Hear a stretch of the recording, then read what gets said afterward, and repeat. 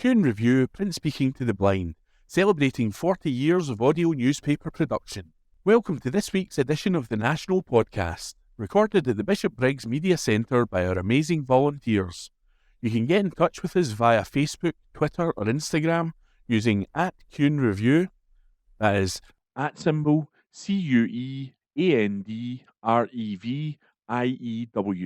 You can also contact us directly by emailing information@cunereview.com. That is INFORMATION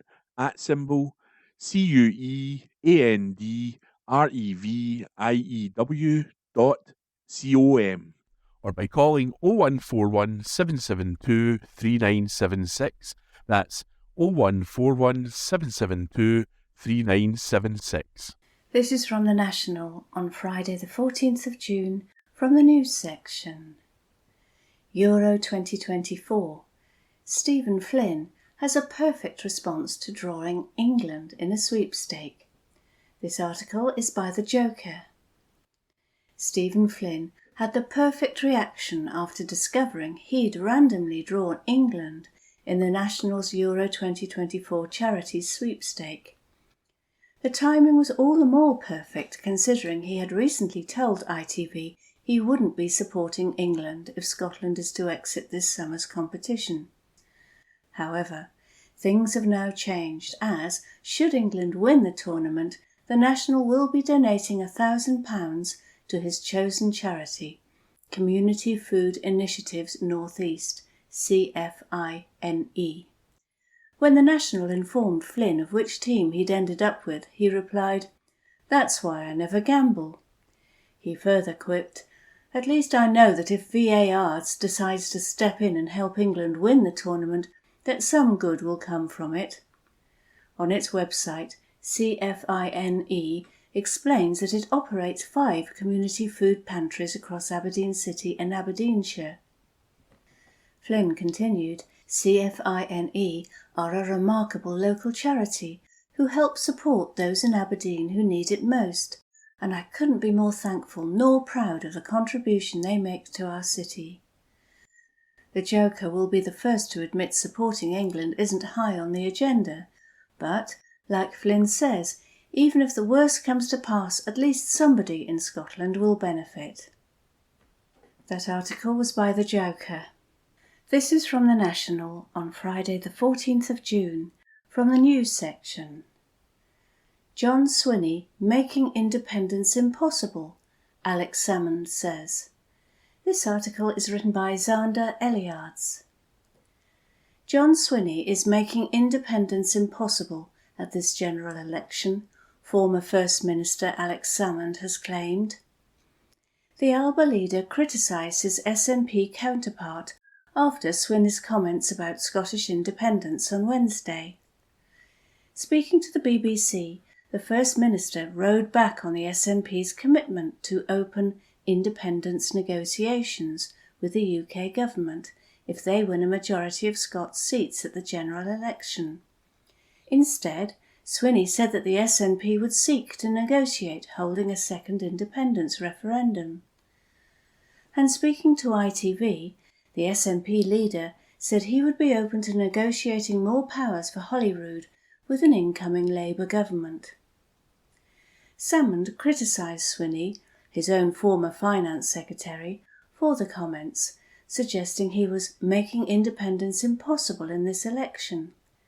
The Alba leader said, "Now we know why independence is off the SNP ballot paper, but on the Alba one." These interviews from John are so wrong on so many levels. All experience shows that the only circumstances when Labour offer more powers for Scotland is when they are frightened of independence. Since SNP are not campaigning for independence, then clearly Labour have no need to concede anything.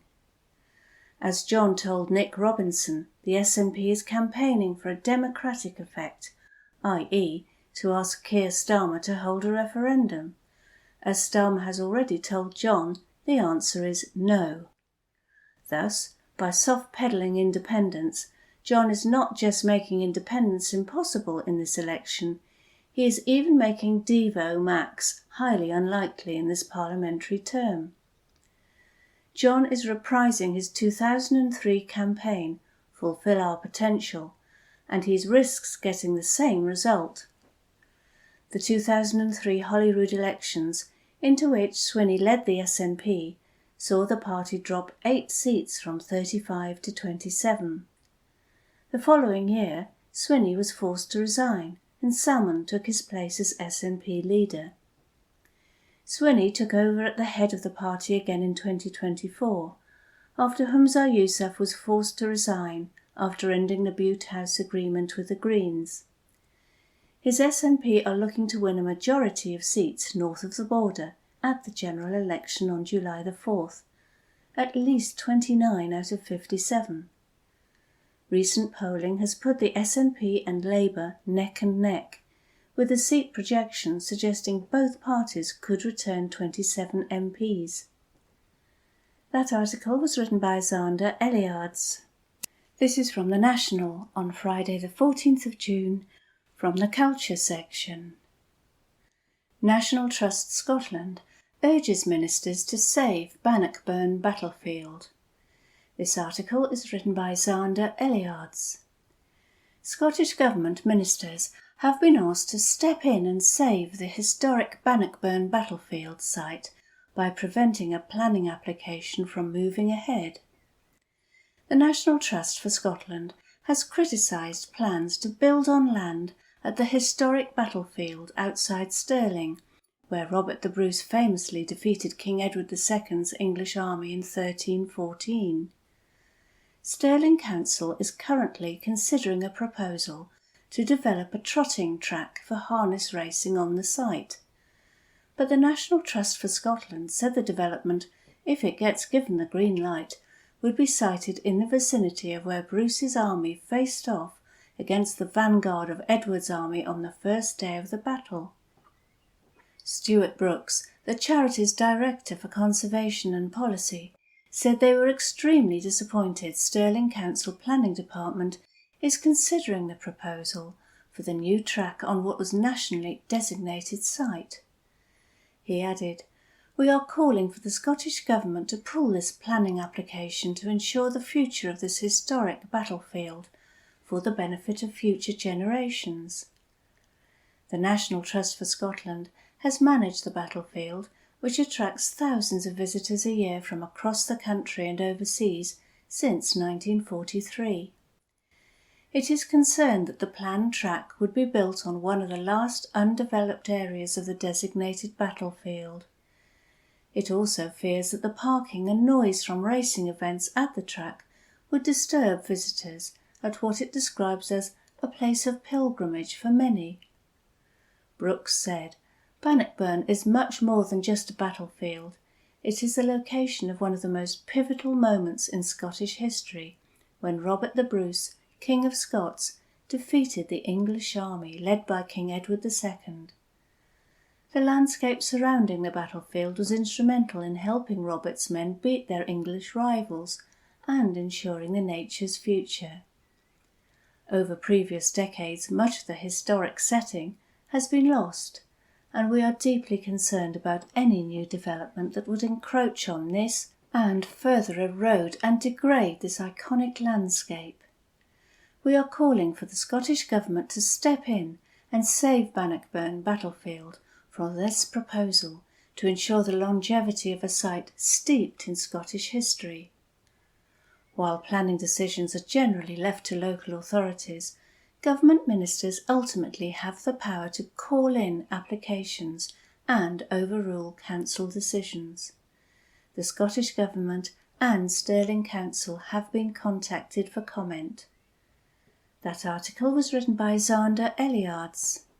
This is from The National on Friday the 14th of June, from the news section. New work will close busy motorway junction for 5 months. This article is written by Stuart Patterson. A busy junction serving the M8 in Glasgow will be shut for 5 months to carry out essential repair work. The on-slip for the motorway at St George's Road at Charing Cross will be closed from July the 8th. The work will see waterproofing works for the M8 underpass carried out and also an upgraded road layout on the street above. The council said that the work is needed to extend the life and operation of the M8 Charing Cross underpass and safeguard its further operation for many years to come. On the road above linking Woodlands Road and St George's Road, there will be work upgrading the traffic signals and installing new and improved facilities for both walking and cycling. The job is due to start on July the 8th and continue until December the 2nd, weather permitting. The closures will be the M8 junction 18 eastbound on-slip road, the southbound lane of St George's Road at its junction with Woodlands Road and the M8, and also the horseshoe turn within the Charing Cross junction that allows drivers to travel from the M8 westbound off-slip road to Woodlands Road. The M8 itself is not scheduled to close during these works. Anyone wishing to reach Woodlands Road and the northbound lane of St George's Road from the westbound M8 off-slip road at junction 18 can use a diversion along Bath Street and North Street. The council said diversions and traffic management will be in place, but it is anticipated there will be delays to traffic in this area over the course of this work. A diversion route will also be implemented for walking, wheeling and cycling. A spokesperson for Glasgow City Council said, "We have been working closely with colleagues in Transport Scotland, their maintenance contractor Amy and Sustrans on this project.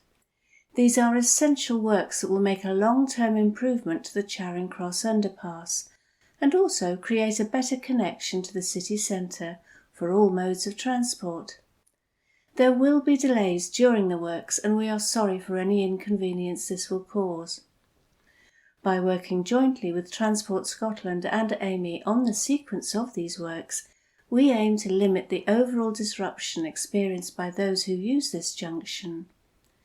Diversions will be in place, but it will be important to plan ahead to help manage the expected impact on journey times. The work involves excavating the road surface above the underpass to expose the structure and replace the waterproofing, which will be undertaken by Amy Highways. After this work is completed, the council will reinstate the surface while creating an upgraded experience for all users. This will include the installation of upgraded footways, segregated cycle facilities and new traffic signals. That article was written by Stuart Patterson. This is from The National on Friday the 14th of June from the news section. Scotland set to host global space conference on lunar exploration. This article is written by Lucy Jackson. Scotland is set to host a global space conference next week as more than 150 delegates from international community look to exchange ideas on lunar exploration. The annual European Lunar Symposium, ELS, hosted by the Open University, OU, in Dumfries and Galloway, will take place from June the 16th to the 21st at the Crichton. Some of the world's most prominent lunar scientists will attend the event, which is landing in Scotland for the first time, discussing the latest findings from their research in lunar exploration.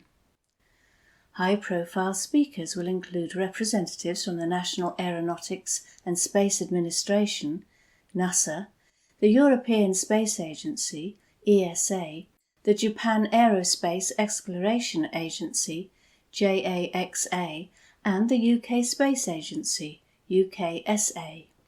The event will also include a schools programme and public talks aimed at inspiring the people of Dumfries and Galloway and leaving behind a new lunar legacy for the region.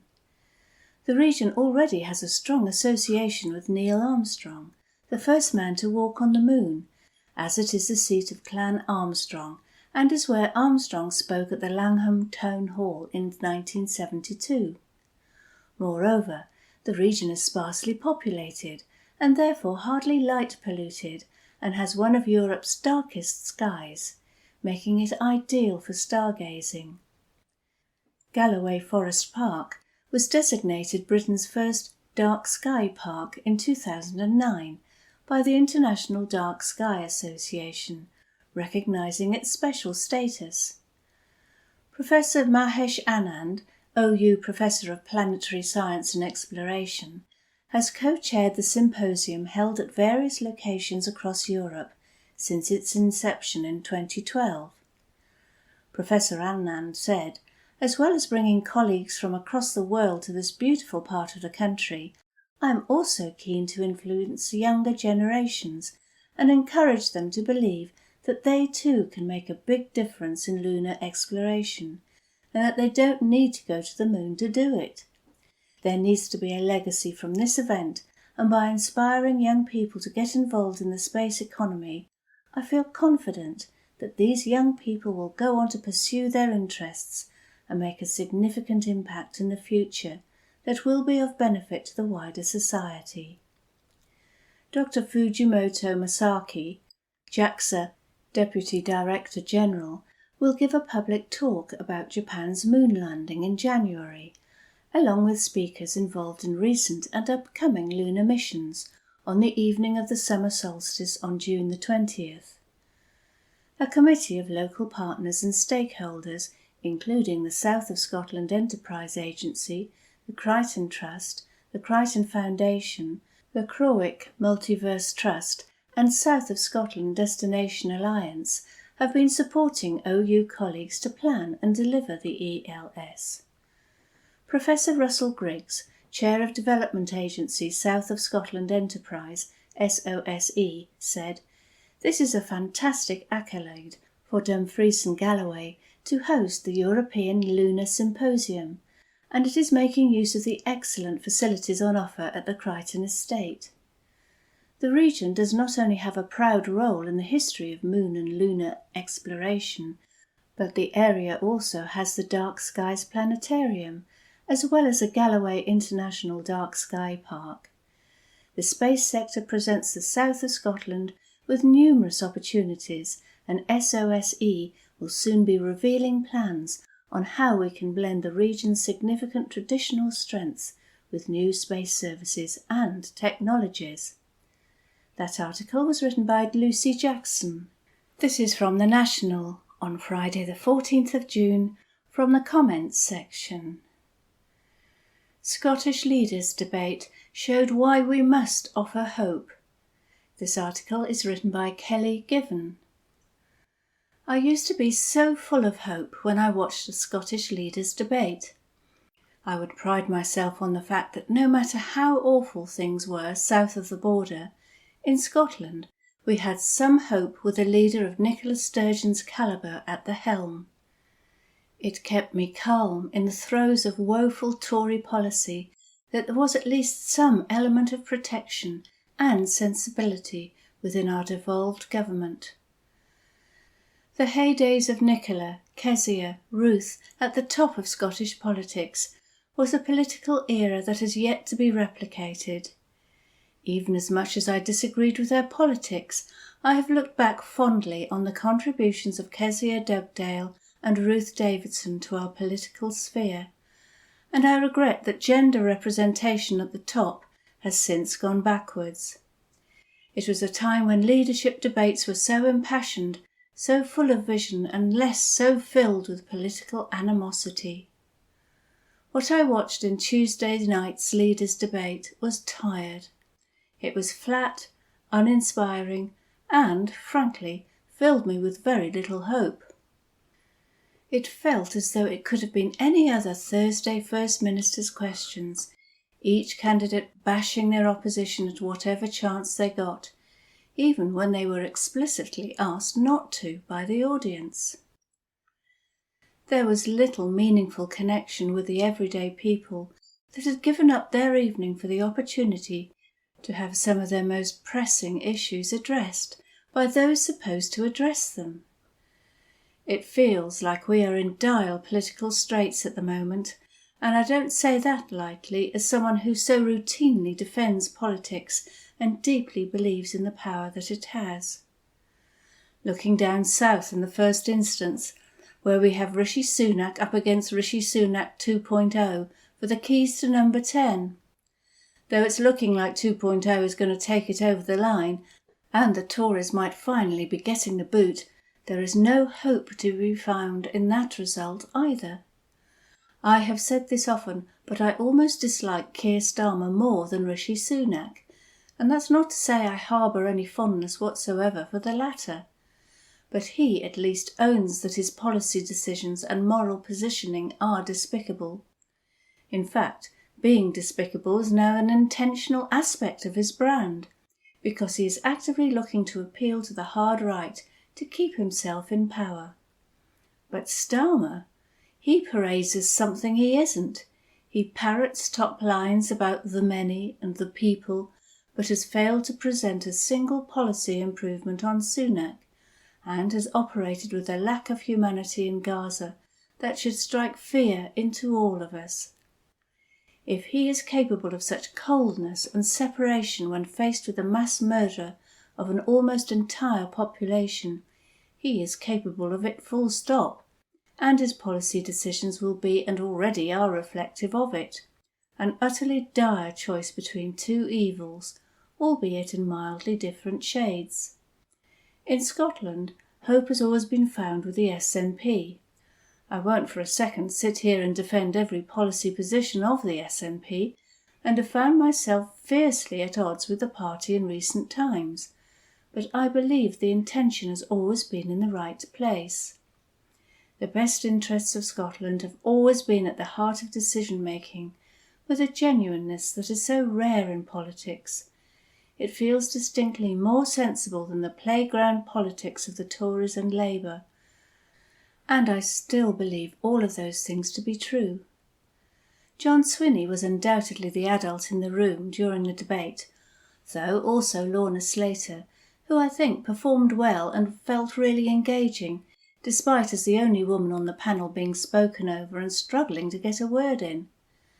The First Minister spoke sense, and to the heart of some of the defining policies of the SNP, but it wasn't particularly inspiring.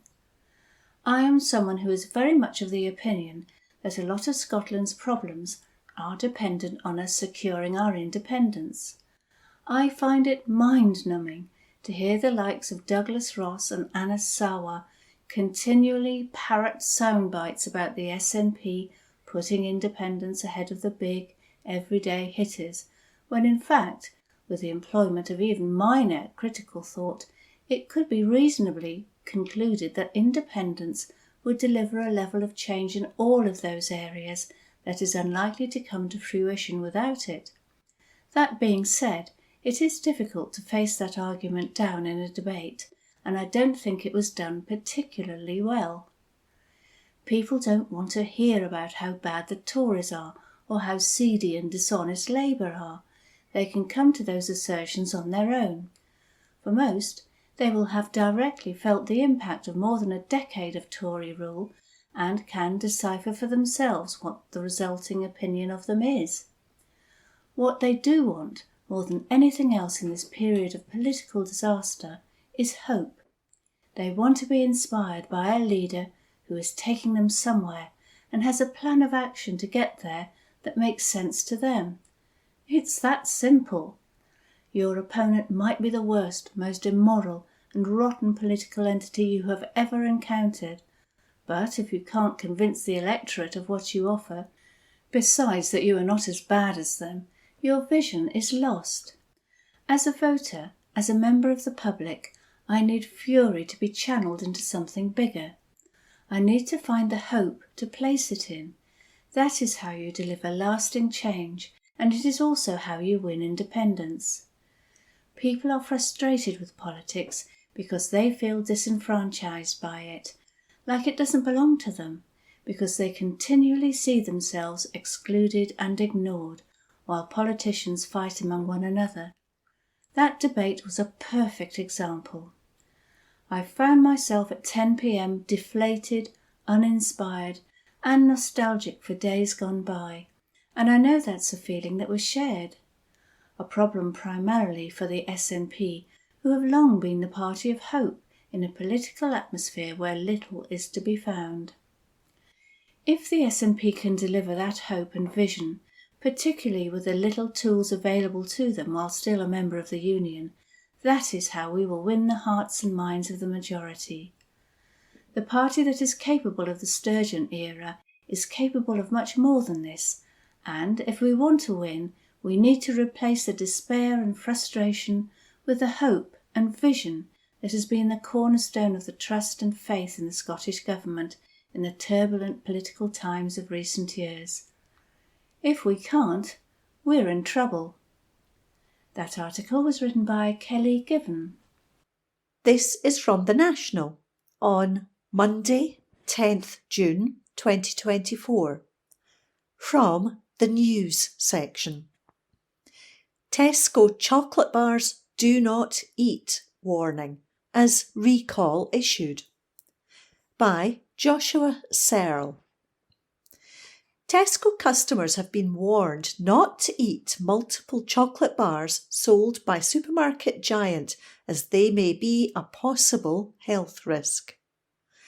The supermarket is recalling its Tesco Nutty Nougat Caramel Chocolate Bars multi-pack and its Tesco Dreamy Caramel Chocolate Bars multi-pack because they may contain peanuts not mentioned on the label.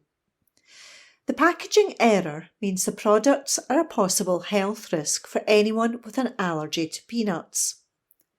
The affected multipacks have best before dates of January 31st, 2025 and February 28th, 2025.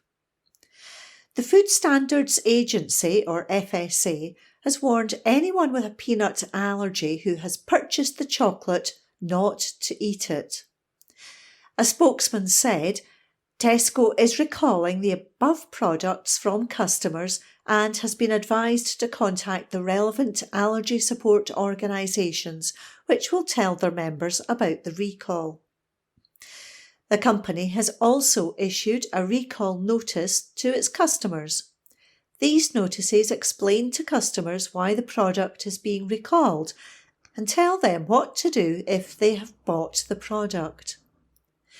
If you have bought the above products, do not eat them. Instead, return them to any Tesco store for a full refund. For more information, contact Tesco Customer Services on 0800 505 555. A Tesco spokesman added, please do not consume this product and return it to store where a full refund will be given. No receipt is required. What is an allergy alert? Sometimes there'll be a problem with a food product that means it should not be sold. Then it might be withdrawn, taken off the shelves, or recalled when customers are asked to return the product. Sometimes foods have to be withdrawn or recalled if there is a risk to consumers because the allergy labelling is missing or incorrect, or there is any other food allergy risk. When there is a food allergy risk, the FSA will issue an allergy alert. That article was by Joshua Searle. From The National, Tuesday the 11th of June, from the comment section. Douglas Ross is now resigned to unresigning as leader of the Tories. By Shona Craven, columnist. Rishi Sunak must have been praying for some fresh news headliners over the weekend.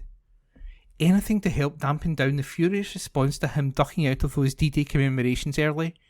Anything at all. The Sunday Mail was happy to oblige, exposing concerns about expenses claims of a multitasker, Douglas Ross. It appears the story was triggered by outrage within the ranks of the Scottish Tories at his antics the previous week, and the resulting pressure was enough to cause the branch manager to snap. So, now the PM is fighting two ferocious topical fires, one on each side of the border. Be careful what you wish for, Rishi. It's a perfect combination. A Scottish story that is so significant and ridiculous that it will generate UK-wide headlines, but that most people in England will not give a damn about. Indeed, most of them won't be able to tell you who Douglas Ross and David Dogood are, and will likely be incensed that these irrelevant D-words are taking up interview time that could otherwise be used to scold the PM for disrespecting veterans. The news that Douglas Ross was resigning was inevitably met with confusion about which of his 4 jobs he would be stepping away from. Given that he announced in 2021 that he would not be standing in the next general election, you would be forgiven for thinking he was still quitting as an MP. But no, do keep up. He declared last week he was unquitting as an MP, subject to the approval of voters in the new constituency of Aberdeenshire North and Moray East. This came as a nasty surprise to Dogood, who, boundary tweaks aside, had been the MP. Dogood was admitted to hospital in April and spent 4 weeks in intensive care, but is now, happily, on the road to recovery. Instead of buying him a get well soon card, it seems senior figures in the party headed to the sorry you're leaving section instead. In a complete reversal of the process one would tend to associate with Conservatives, it appears they declared Dogood unfit to work without even assessing him, thereby blocking him from standing, and then slotted Ross into the new vacancy. Somehow they imagined everyone would be okay with this. Perhaps they even imagined Dogood would go quietly and not bother challenging claims that he remains seriously ill. It's never a good look for a politician to stab one of their own colleagues in the back, but it's particularly jaw-dropping when that person is recovering from a serious spinal illness, of all things. It seemed they did not bank on the former Scotland Office Minister practising what his party preaches, by asserting that physical limitations should not rule him out of re-entering the workforce, and specifically the House of Commons. Dogood took to X/Twitter on Saturday to report that he was making great progress daily and getting out and about within the hospital with the help of a wheelchair. Reports of his incapability, he suggests, have been greatly exaggerated. Incredibly, Ross has insisted that he had absolutely nothing to do with the decision to effectively deselect Dogood. How fortunate, then, that the management board figures, whose members include Ross, were able to twist his arm and persuade him to stand in Dogood's place. On Thursday, Ross told the hastily assembled media that he had thought long and hard about what to do before declaring his intention to lead from the front. Clearly he didn't have long enough to think about whether someone might talk to a reporter about the Westminster expenses claims that his own team had described as dodgy. It seemed they were concerned that it might look like he was using taxpayer-funded journeys to ferry himself to football matches where he was working as a referee, rather than simply travel home to his constituency. Who would have guessed that someone in his inner circle had principles and might stand up against shabby treatment of an ill colleague? In fairness to Ross, it must be a nightmare trying to fit everything in. It goes without saying that he won't be quitting the most important of his jobs, watching men kicking a ball about and blowing a little whistle.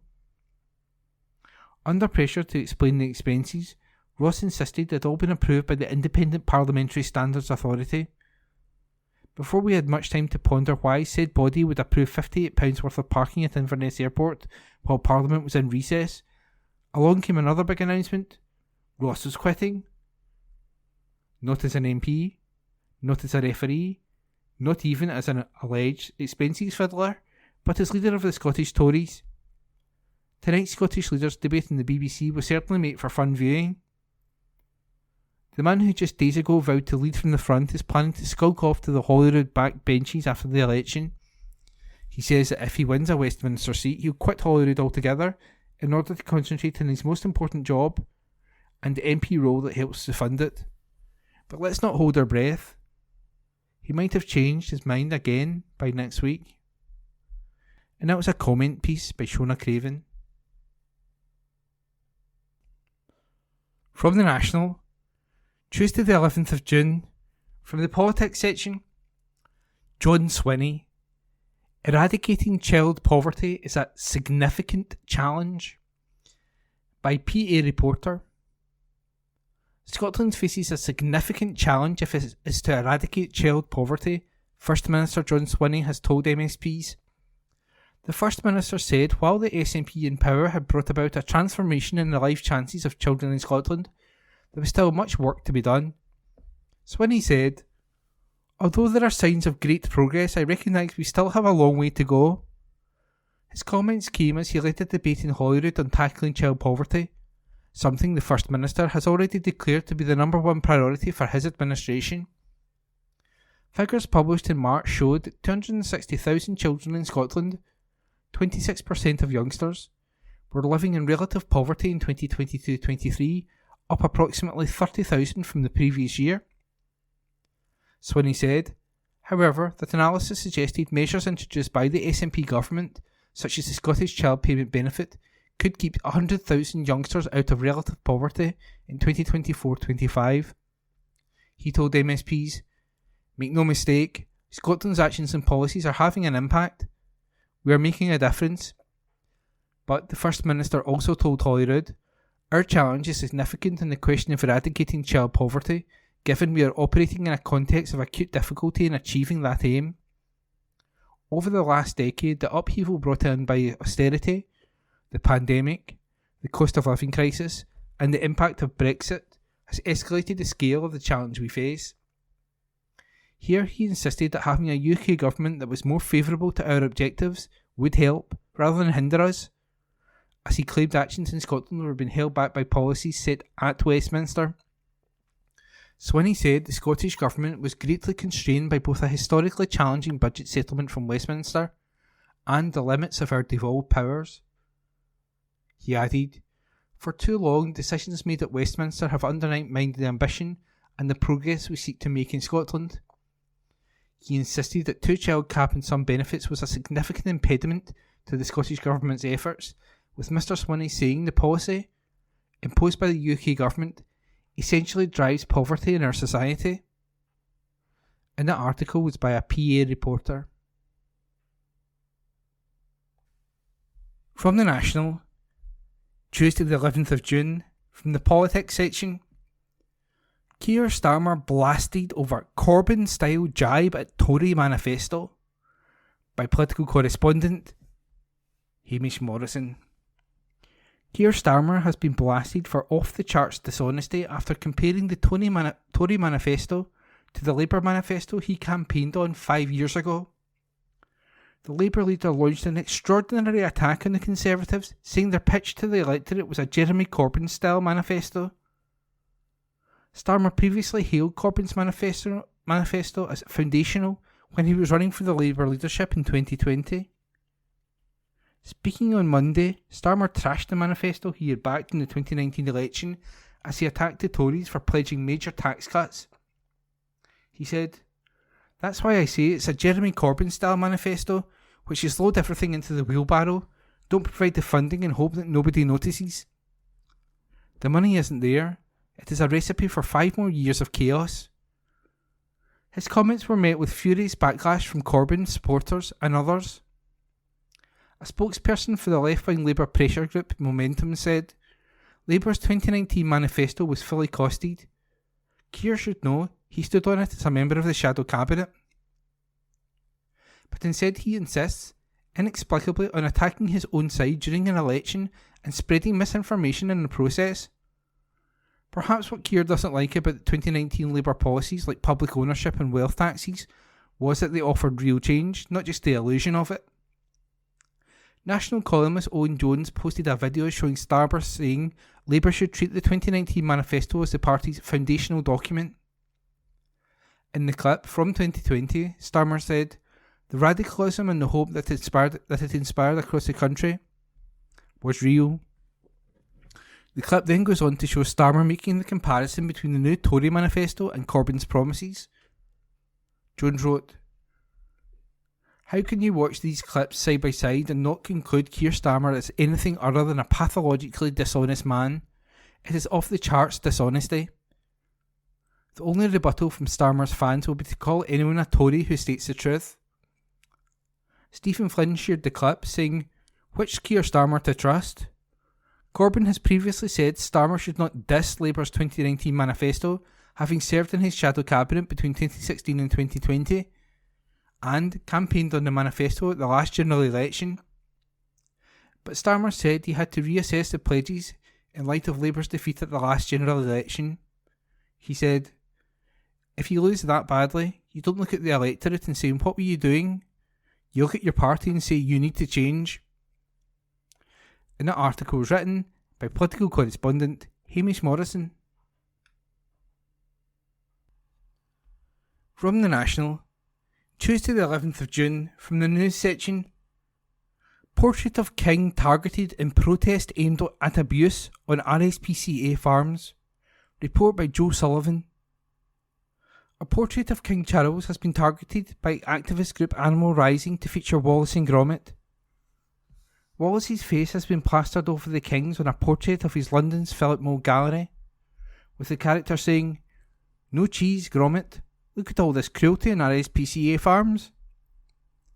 Charles is a patron of the RSPCA, Royal Society for the Prevention of Cruelty to Animals, and is said to have a passion for the claymation duo. Animal Rising timed the stunt to coincide with the releasing of a report criticising the RSPCA for conditions in farms they certify. Spokesperson Orla Coughlin said, "Just as Feathers McGraw fooled Wallace into a bank heist, the RSPCA has been fooling the British public into thinking their factory farms are, in any way, an acceptable place for animals to live. It's clear from the scenes across 45 RSPCA assured farms that there's no kind way to farm animals." The group's report found animals suffering on a wide range of certified farms, including severe overcrowding, chickens swung by their legs, and the separation of calves from their mothers. In Scotland, Animal Rising found that salmon and fish farms were infected with lice and missing body parts, and that many trout had died due to a lack of water during delousing procedures. Elsewhere in the UK, it found one farm where a pig's decomposing body was left in an alleyway between pens. At another, dying chicks were seen to be suffering from malnutrition and dehydration, with some pecking on dead chicks for sustenance. Daniel Juniper, one of the activists involved, said, "With King Charles being such a big fan of Wallace and Gromit, we couldn't think of a better way to draw his attention to the horrific scenes on RSPCA assured farms. Even though we hope this is amusing to His Majesty, we also call on him to seriously reconsider if he wants to be associated with the awful suffering across farms being endorsed by the RSPCA. Charles has made it clear he is sensitive to the suffering of animals at UK farms. Now is the perfect time for him to step up and call on the RSPCA to drop the assured scheme and tell the truth about animal farming." The group's report also found 280 legal breaches and 94 breaches of DEFRA regulations in the 45 farms, which were selected at random for surveys. Animal Rising has also produced posters that it's pasted around various UK cities to publicise their reports. One features Pooh leading Piglet to a building labelled RSPCA Farm and telling him, "Don't worry Piglet, you will be in safe hands." Philip Mole Gallery and the RSPCA have been approached for comment, and the article was written by Joe Sullivan. From the National, Tuesday the 11th of June, from the news section. Taylor Swift makes Edinburgh Food Bank donation after Murrayfield shows. Article written by Steph Braun. Taylor Swift has donated to food banks across Edinburgh after her record-breaking shows at Murrayfield. The Edinburgh Food Project, EFP, has revealed it was contacted by the singer's team ahead of her first gig at the home of Scottish rugby. Much to their surprise, Swift made a donation to the Trussell Trust charity, which runs 7 food banks across the capital, with the EFP saying it will have a lasting impact on families in Edinburgh. The charity said that it agreed not to share the specific amount donated, but confirmed it will make a big difference to the people the food bank supports, with already 10,000 food parcels made this year alone. Bethany Bigger, Edinburgh Food Project Director, said, "We are thrilled that Taylor has decided to support the food banks and leave a lasting impact on Edinburgh. Things are really tough for a lot of people right now, so it is lovely to see someone like Taylor spreading such positivity." The charity is now encouraging others to follow their hero and donate £13 in a nod to Swift's lucky number to add even more to the appeal.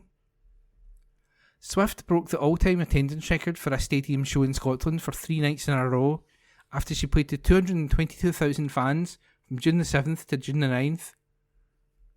She performed a set list of around 45 songs, including 4 different mashup surprise songs on each night. A post on Instagram after her final show said, "Edinburgh, you truly blew me away this weekend. Thank you for breaking the all-time attendance record for a stadium show in Scotland 3 times in a row, and for all the ways you made us feel right at home. Love you, all 220,000 of you." And that article was by Steph Braun. The National Politics on Wednesday the 12th of June. Audience member tears into Anna Sawar on BBC Debate Night. An article written by Adam Robertson. An audience member took aim at Anna Sawar on BBC's Debate Night election special on Tuesday evening, saying that the Labour Party's positions were disturbing. John Swinney, Anna Sawar, Douglas Ross, Alex Cole-Hamilton and Lorna Slater all went head-to-head in a special edition of the programme. The leaders clashed on a range of issues, with Mr Sawar saying that it is for the Scottish people to decide what the future of our country is, while refusing to be drawn on whether Scotland should have the powers to hold a second independence referendum. Towards the end of the programme, one audience member told Mr Sawar, "I think what's most disturbing in this debate is the position of the Labour Party. You're essentially lying to the public. You're acting as if you're going to be the saviour of the British people when you're going to be exactly like the Tories. You're going to continue austerity and you're not going to make a tangible difference for people in Scotland. You're just giving us lie after lie after lie. You're going to develop new and existing problems for the next 5 years, and I don't think anyone should believe you." Mr Sawar was not given an immediate chance to reply, although he was heard saying no during the audience member's comments. However, the Scottish Labour leader was then told to answer the audience member's question. "I'm the only one that's made specific pledges about what we would do if we elect a Labour government. Everyone else has spoken in generalities," Mr Sawar said. "We will deliver a genuine living wage to make work pay. That will give a pay rise to 232,000 Scots. We will establish GB Energy, a publicly owned energy company headquartered here in Scotland that will make billions of pounds of investment in the clean energy of the future. That means more jobs, lower bills, greater energy security." The audience member then directly confronted Mr Sawar on what Labour would do to improve the situation in Gaza. "I'll tell you what we're going to do. We need an immediate ceasefire. I think my views on Gaza are well known. I've been to the Gaza Strip myself to deliver aid before I became a politician. My views are well known. I believe in a two-state solution. I believe Benjamin Netanyahu is committing war crimes. I believe Hamas should be separated from the Palestinian people. I believe that we need an immediate ceasefire. We need immediate access to humanitarian aid, and we need to see a change of situation on the ground." An article written by Adam Robertson. The National News on Wednesday the 12th of June. Calmac crew in an emergency response as a passenger goes overboard. An article written by Neil Smith. The crew of Caledonian McBrain's Arran ferry rushed to the rescue after a passenger fell into the Firth of Clyde. The Isle of Arran was approaching Ardrossan when the incident happened on the evening of Monday, June the 10th. The ferry's rescue craft was quickly launched and the passenger was recovered to safety before being transferred to the care of the emergency services who were waiting at Ardrossan Harbour. An investigation into the incident will be held. Calmac bosses have praised the actions of the crew members who rescued the passenger. Craig Ramsey, Fleet Management Director at Calmac Ferries, said, "As the vessel, the Isle of Arran, approached Ardrossan on the evening of Monday, June the 10th, a passenger entered the water. They were quickly recovered using the vessel's rescue craft, following the emergency procedures regularly exercised by the crew. An investigation into the circumstances will follow, in line with our protocol in this situation. I'd like to thank Calmac colleagues and the emergency services for their fast response."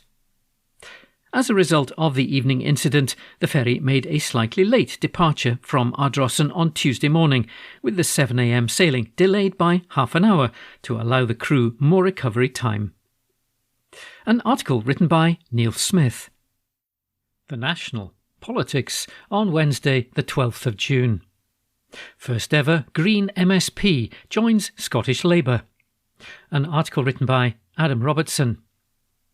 The Scottish Greens' first ever MSP has joined Scottish Labour. Robin Harper, an MSP between 1999 and 2011, is now calling for voters to back Labour to oust the Conservatives. Ian Murray, a former Shadow Scotland secretary and Labour candidate in Edinburgh South, secured Mr Harper's endorsement. In a letter to voters in the city, Mr Harper said, "I want to tell you why I've joined the Scottish Labour Party and why I'm supporting Ian Murray at the general election on the 4th of July. I desperately want to see the back of this Conservative government, who have crashed our economy, degraded our political life and failed to tackle climate change. The SNP and, until recently, their Green coalition partners have also failed to take action on the environment. John Swinney has failed to rule out supporting new oil and gas licences, and the SNP have rejected Labour's calls for a windfall tax on record oil and gas profits." Mr Harper resigned from the Greens last year after claiming that the party had lost the plot. At the time, he said he was concerned about their stance on issues including independence and trans rights. Mr Harper also backed Labour's GB Energy, which has been branded a sham, as Sir Keir Starmer had to admit it was not an energy company but an investment vehicle. Mr Harper said investment in renewable energy would be paid for by a windfall tax on oil and gas giants, making record profits during a cost of living crisis, something that the SNP oppose. He added, "This election provides us with a now or never opportunity to remove the Tories from power and end the chaos, failure and inaction that has marked their 14 years in government. Only Labour is able to do this across the UK, and only Labour has a plan to halt environmental destruction." Mr Murray said of Mr Harper, "Only a vote for Scottish Labour is a vote to remove the Tories from power, and I'm delighted that Robin is helping our campaign." An article written by Adam Robertson.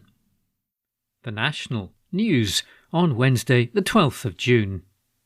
Hundreds of Scottish airport workers balloted for summer holiday strike action. An article written by Alistair Ferguson. Hundreds of workers at Glasgow and Aberdeen airports are set to be balloted on summer holiday strike action over a pay dispute. The proposed industrial action follows a last-minute breakdown in talks between ICTS Central Search and the Unite the Union last Friday. The union has now called upon the airport's owners, AGS, to intervene in the escalating pay dispute. Unite has said staff at Glasgow and Aberdeen airports are routinely going without breaks, which they're legally entitled to due to ongoing staffing issues. Workers at both airports have also emphatically rejected a pay increase of 4% and a £500 one-off payment from ICTS Central Search. The company employs around 220 workers at Glasgow and a further 100 workers at Aberdeen, who Unite confirmed will be balloted for strike action. Balloting at both airports will open on Monday, June the 17th, and will close on Monday, July the 1st. The proposed strike action could start mid-July, which will be the peak of the summer holidays in Scotland. Unite General Secretary Sharon Graham has said that workers at both airports have been left with no other choice than to fight for a fair pay offer. She said, "Unite has repeatedly warned ICTS that our members at Aberdeen and at Glasgow airports are on the verge of taking strike action due to the greed of an extremely profitable company. Our members have been left with no option but to fight for a fair pay offer because the company is refusing to give them one. Unite will back our ICTS members every step of the way in their fight for better jobs, pay and conditions." Workers who are being balloted deal with passengers directly in the security search areas at the airports. The workers also cover mobile patrols, control access posts, screen deliveries and deal with emergency services. Pat McIlvogue, Unite's lead industrial officer for the aviation sector in Scotland, said that without the workers, the airports simply can't operate. He said, ICTS cancelled talks at the last minute with Unite, which show how much it cares about its workforce and the travelling public.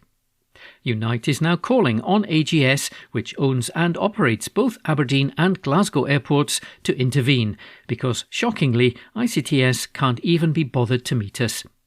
Unite has made it clear that there should be a pay offer on the table which reflects the importance of our members' jobs, and we believe that AGS recognises this fact, even if ICTS doesn't. Without these workers, the airports simply can't operate. ICTS are coining it on the back of our members' hard work, but it's choosing to undervalue our members and put at risk the holidays of the travelling public during the summer. ICTS and AGS have been contacted for comment. An article written by Alistair Ferguson. The National News on Wednesday the 12th of June. Man arrested as objects are thrown at Nigel Farage on the campaign trail.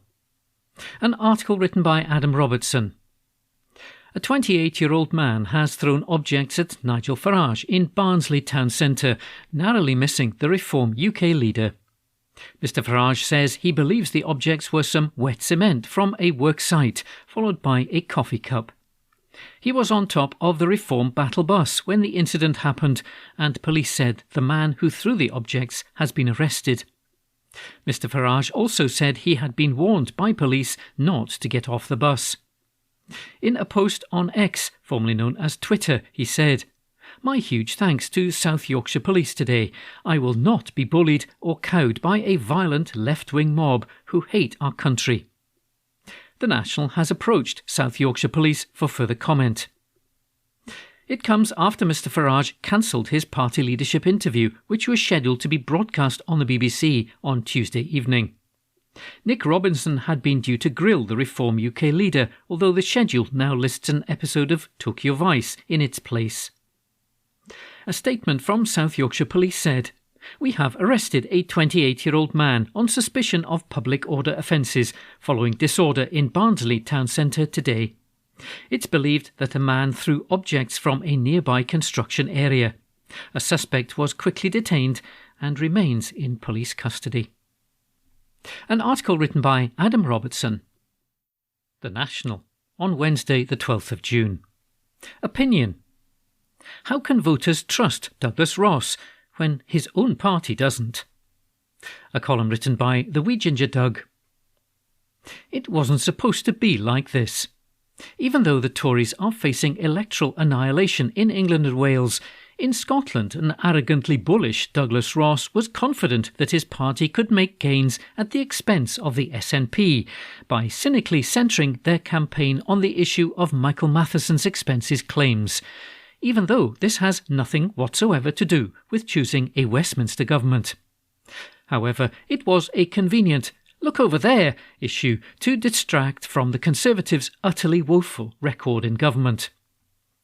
The issue of expenses claims is indeed central to the Westminster election campaign of the Scottish Tories, but unfortunately for Mr Ross, it's not Michael Matheson's expenses claims that are the centre of attention, but rather those of Douglas Ross, or to be more accurate, they are the centre of everyone's attention, with the notable exception of BBC Scotland, which is giving the story the Michelle Mone treatment and only mentioning it in passing when it absolutely has to.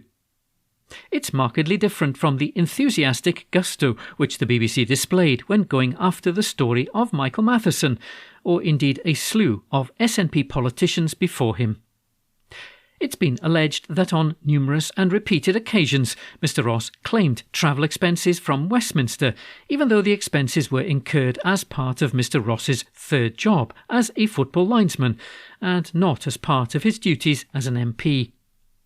The story came to light over the weekend when a whistleblower within the Scottish Conservatives, presumably infuriated by Mr Ross's disgusting treatment of fellow Scottish Tory MP David Duguid, leaked highly damaging information about Mr Ross's expenses claims to the Sunday Mail.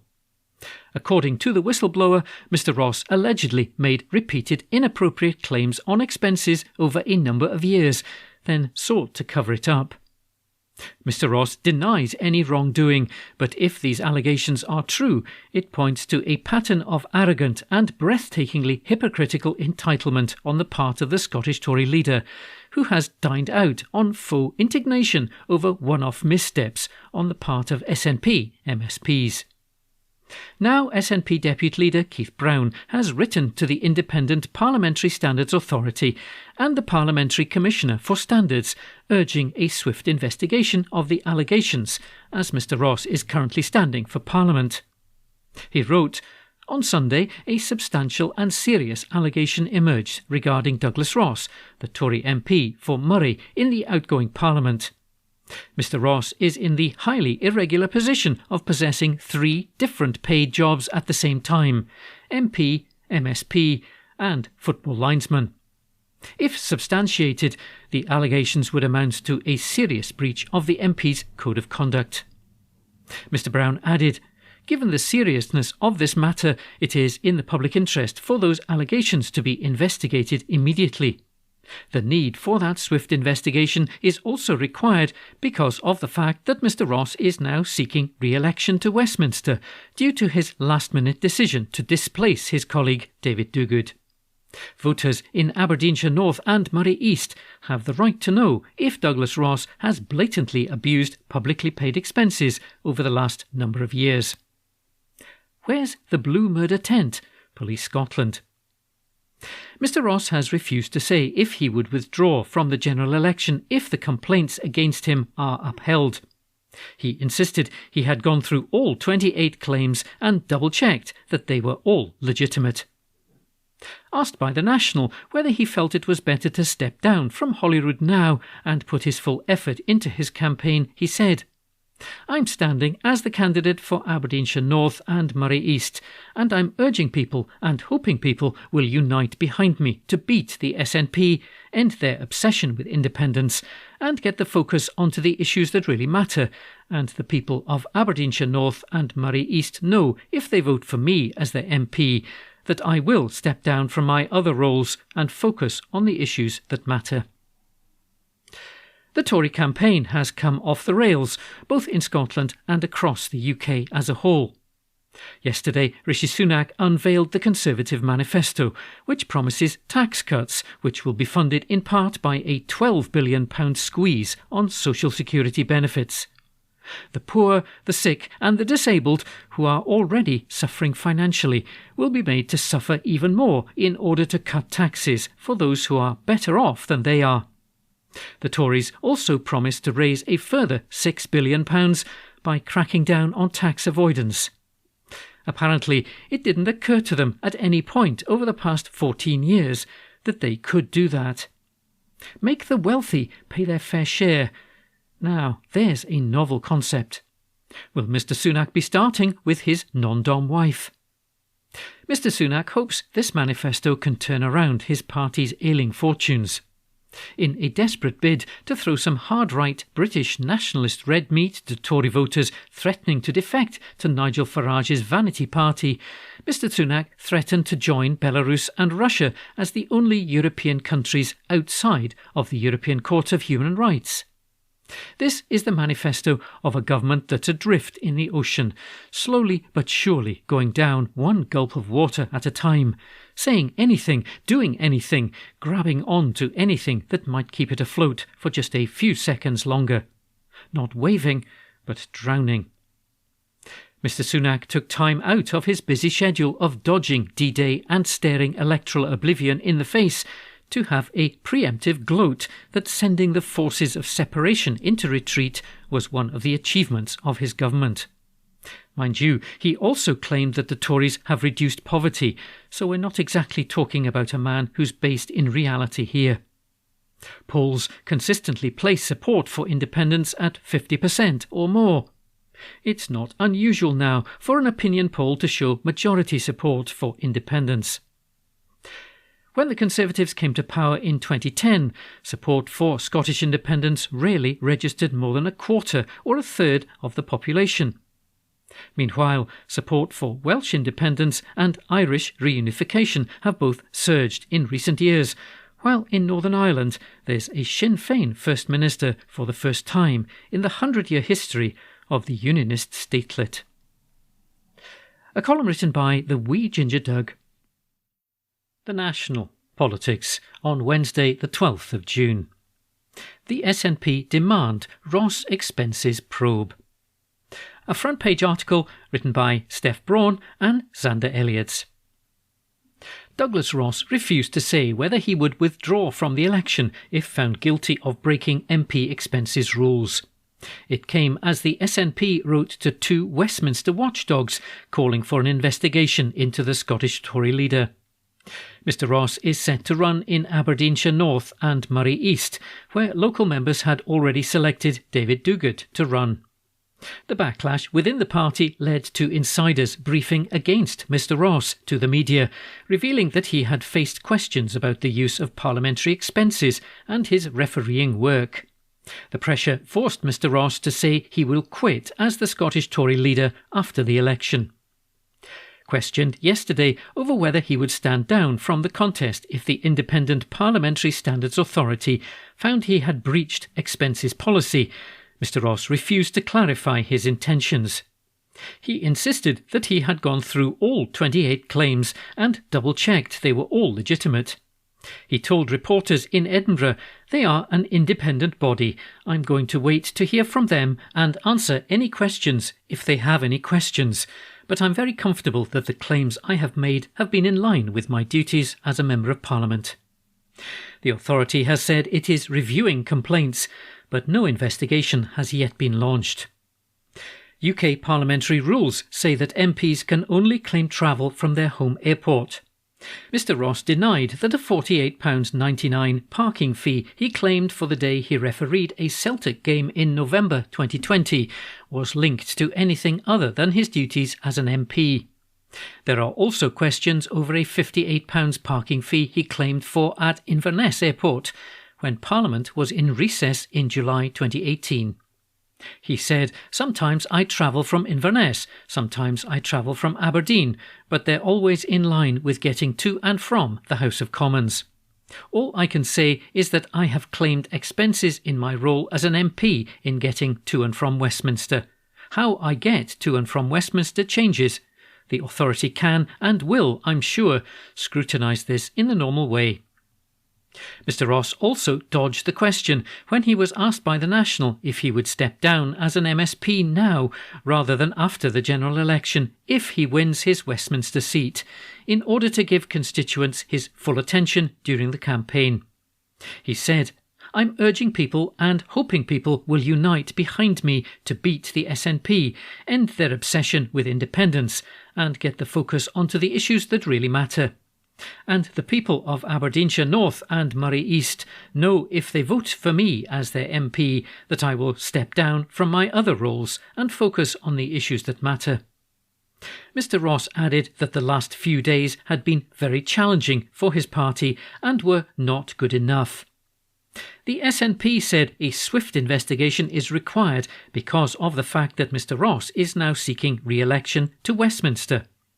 In a letter to the Independent Parliamentary Standards Authority and the Parliamentary Commissioner for Standards, SNP Deputy Leader Keith Brown wrote, "On Sunday, a substantial and serious allegation emerged regarding Douglas Ross, the Tory MP for Moray in the outgoing Parliament. Mr Ross is in the highly irregular position of possessing 3 different paid jobs at the same time, an MP, an MSP and a football linesman.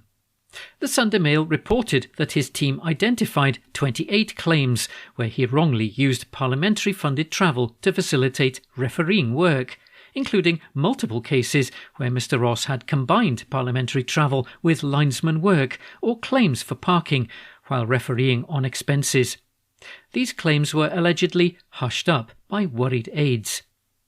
If confirmed, this would amount to a serious breach of the MP Code of Conduct, with Section D, Rule 2 clearly stating members must base their conduct on a consideration of the public interest, avoid conflict between personal interest and the public interest, and resolve any conflict between the two at once and in favour of the public interest. If these allegations were fully substantiated, it would mean that Mr Ross has been abusing his public-funded Westminster expenses to unfairly fund his receipt of another separate salary. Mr Brown went on, "Given the seriousness of this matter, it is in the public interest for these allegations to be investigated immediately. The need for that swift investigation is also required because of the fact that Mr Ross is now seeking re-election to Westminster due to his last-minute decision to displace his colleague David Dogood. Voters in Aberdeenshire North and Moray East have the right to know if Douglas Ross has blatantly abused publicly paid expenses over the last number of years." A front-page article written by Steph Braun and Xander Elliots. The National Politics on Wednesday the 12th of June. UK economy shows no growth in April in the latest blow to Rishi Sunak. An article written by Adam Robertson. The UK economy recorded no growth in April after wet weather dampened consumer spending, according to the Office for National Statistics, in a setback for Prime Minister Rishi Sunak. Gross domestic product was flat during the month, following growth of 0.4% in March, the ONS said. The figure was in line with economists' expectations. The figures present a headache for Mr Sunak, who has pegged much of his general election campaign on a recent record of an economic bounce-back under his Conservative government. The sluggish momentum follows an estimated 0.6% GDP growth in the first quarter of 2024, pulling the UK out of a small recession at the end of last year. It also comes just over a week before the Bank of England makes its next decision on interest rates. Experts have predicted that the Monetary Policy Committee is unlikely to lower interest rates without further progress on inflation and a cooling in the labour market. Rob Wood, chief UK economist at Pantheon Macroeconomics, said, "This growth data further complicates the Monetary Policy Committee's upcoming interest rate decisions. Rate setters will keep rates on hold in June, but now a cut in August looks a little less likely." On a quarterly basis, real gross domestic product is estimated to have grown by 0.7% in the 3 months to April, compared with the 3 months to January 2024. Luke Bartholomew, Deputy Chief Economist at asset management giant ABRDN, said monthly GDP data can be volatile, urging people to look at the broader trend across several months. He added, and on that measure, a picture of solid recovery from last year's recession emerges. This should continue as the year progresses, as households benefit from strong real income growth amid falling inflation. Services output grew by 0.2% in April, the fourth consecutive month of growth, while production output fell by 0.9% in April, following growth of 0.2% in March. Construction output was down by 1.4% in April, its third consecutive monthly fall. Commenting on the figures, SNP candidate for Skye and Ross-shire, Drew Hendry, said, "The UK's stagnant economy shows the damage done by 14 years of austerity cuts and Brexit, reckless policies that the Labour Party will continue to impose on Scotland." The SNP strongly opposes Sir Keir Starmer's plan for £18 billion of cuts, which will mean less money for our NHS, less money for our schools, and less money to invest in economic growth.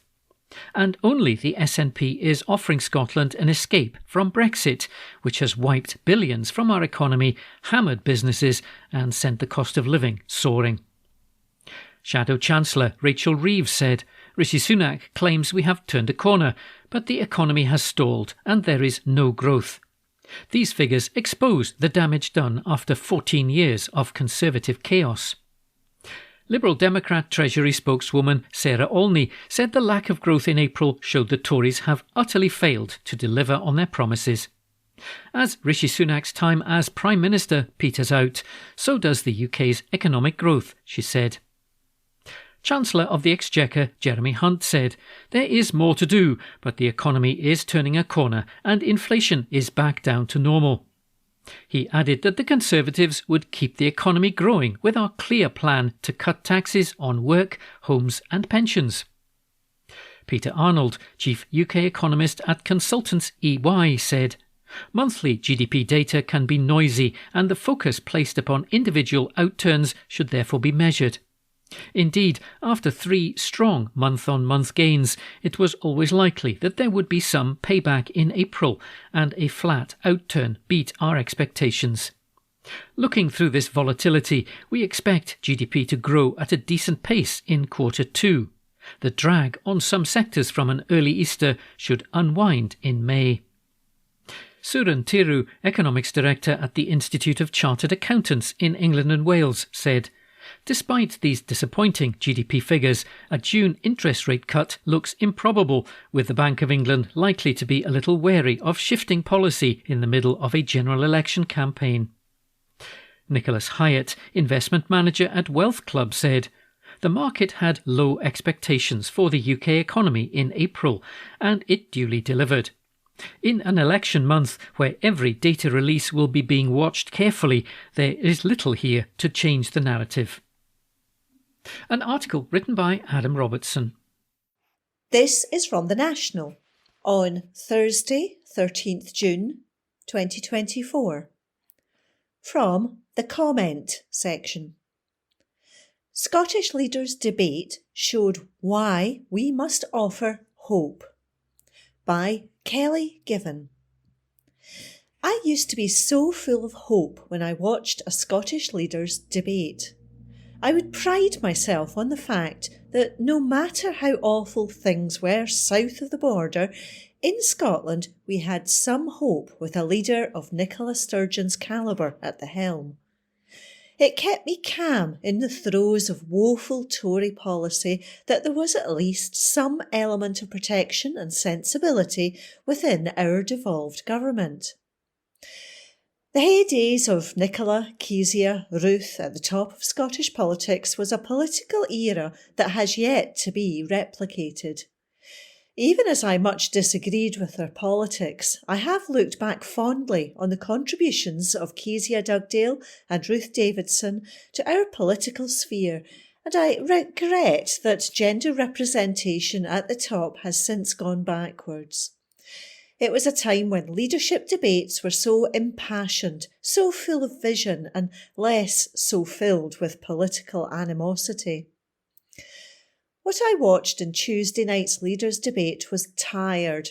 It was flat, uninspiring, and frankly filled me with very little hope. It felt as though it could have been any other Thursday First Minister's questions, each candidate bashing their opponent at whatever chance they got, even when they were explicitly asked not to by the audience. There was little meaningful connection with the everyday people that had given up their evening for the opportunity to have some of their most pressing issues addressed by those supposed to address them. It feels like we are in dire political straits at the moment, and I don't say that lightly as someone who so routinely defends politics and deeply believes in the power that it has. Looking down south in the first instance, where we have Rishi Sunak up against Rishi Sunak 2 for the keys to number 10, though it's looking like number 2 is going to take over the line and the Tories might finally be getting the boot, there is no hope to be found in that result either. I have said this often, but I almost dislike Keir Starmer more than Rishi Sunak, and that's not to say I harbour any fondness whatsoever for the latter. But he at least owns that his policy decisions and moral positioning are despicable. In fact, being despicable is now an intentional aspect of his brand, because he is actively looking to appeal to the hard right to keep himself in power. But Starmer? He parades as something he isn't. He parrots top lines about the many and the people, but has failed to present a single policy improvement on Sunak, and has operated with a lack of humanity on Gaza that should strike fear into all of us. If he is capable of such coldness and separation when faced with the mass murder of almost an entire population, he is capable of it full stop, and his policy decisions will, and already are, reflective of it. An utterly dire choice between two evils, albeit in mildly different shades. In Scotland, hope has always been found with the SNP. I won't for a second sit here and defend every policy position of the SNP, and have found myself fiercely at odds with the party in recent times, but I believe the intention has always been in the right place. The best interests of Scotland have always been at the heart of decision-making with a genuineness that is so rare in politics. It feels distinctly more sensible than the playground politics of the Tories and Labour. And I still believe all of those things to be true. John Swinney was undoubtedly the adult in the room during the debate, although also Lorna Slater, who I think performed well and felt really engaging, despite, as the only woman on the panel, being spoken over and struggling to get a word in. The First Minister spoke sense and to the heart of some of the defining policies of the SNP, but it wasn't particularly inspiring.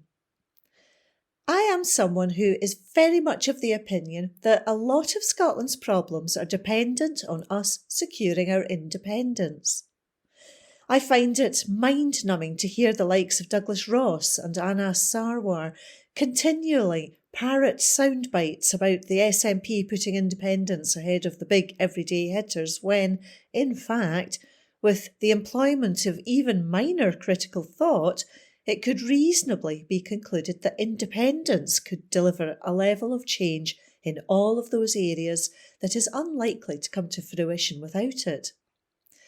That being said, it is difficult to face that argument down in a debate, and I don't think it was done particularly well. People don't want to hear about how bad the Tories are or how seedy and dishonest Labour are. They can come to those assertions on their own. For most, they will have directly felt the impact of more than a decade of Tory rule and can decipher for themselves what the resulting opinion of them is. What do they want, more than anything else in this period of political disaster, is hope.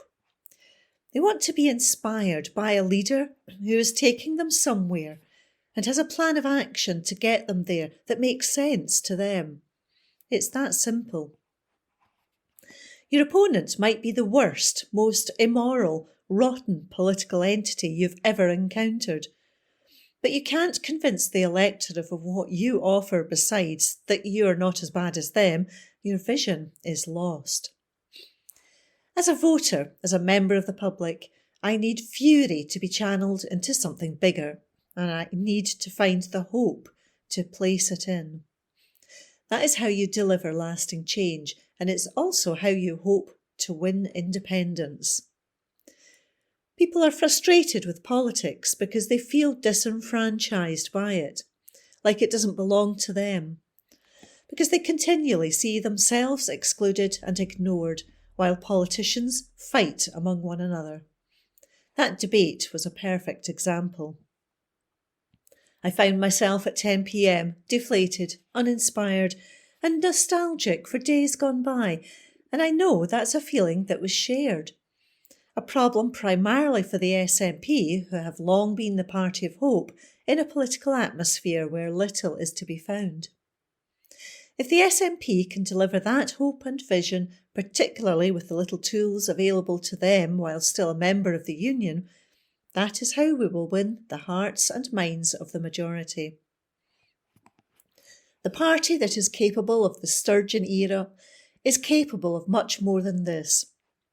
And if we want to win, we need to replace the despair and frustration with the hope and vision that has been the cornerstone of the trust and faith in the Scottish Government in the turbulent political times of recent years. If we can't, we're in trouble. That article was by Kelly Given. That concludes this week's edition of the National Podcast. Please remember to subscribe to our channels at Tune Review and tell your friends about our service.